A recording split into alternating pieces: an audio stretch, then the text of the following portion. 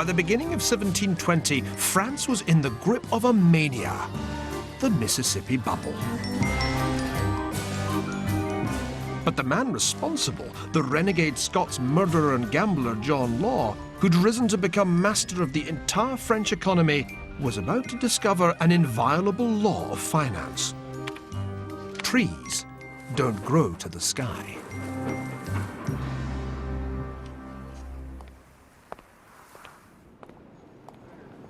According to Law's PR campaign, the huge profits he was projecting would come from the French colony of Louisiana, which he painted as a veritable Garden of Eden, inhabited by friendly noble savages willing to exchange a cornucopia of exotic goods.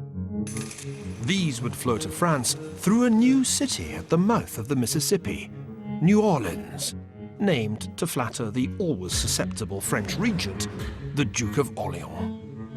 All the colony lacked was settlers.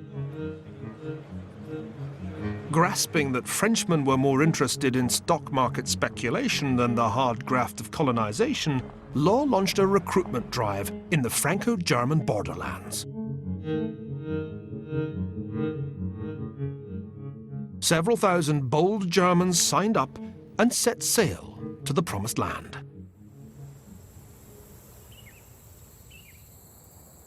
They ended up here. This was the unfortunate immigrants' first glimpse of Louisiana, an insect-infested swamp. Within a year, 80% of them had died of starvation or tropical diseases like yellow fever. Sadly for Law, the Mississippi Company's principal asset, its monopoly on trade with Louisiana, looked like being more or less worthless.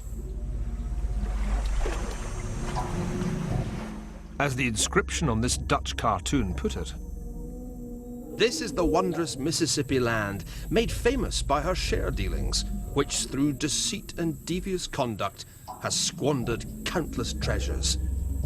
However men regard the shares, it is wind and smoke and nothing more."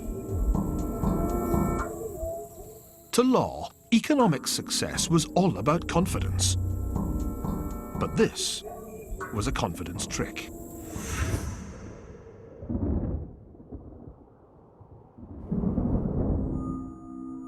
In Paris, the first rumors began to circulate that all was not well with Law's system. The share price of the Mississippi Company began to slide.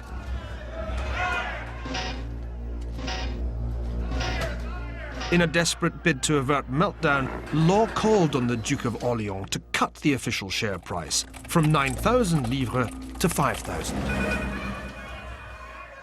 This was when the limits of royal absolutism, the foundation of Law's system, suddenly became apparent.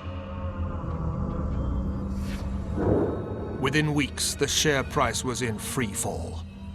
Angry crowds gathered outside Law's bank. Stones were thrown, windows broken. By December, the shares had lost more than 90% of their value.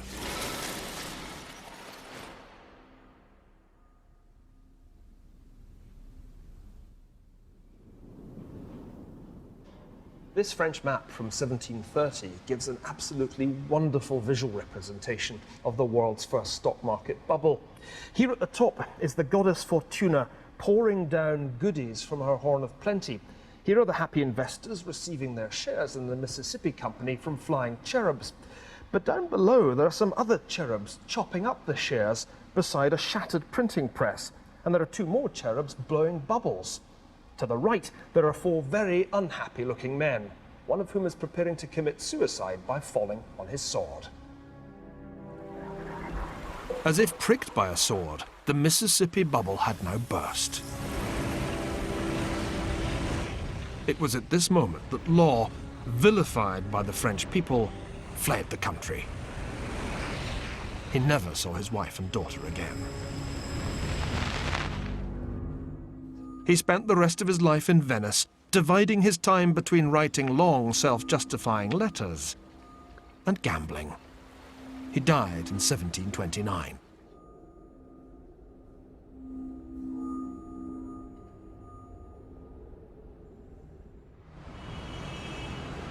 In France, however, his devastating legacy lived on. Law's bubble and bust fatally set back France's financial development, putting Frenchmen off paper money and stock markets for more than a generation. The French monarchy's fiscal crisis went unresolved, and for the rest of the reign of Louis XV and Louis XVI, the crown lived from hand to mouth. Eventually, France was driven by royal bankruptcy to revolution.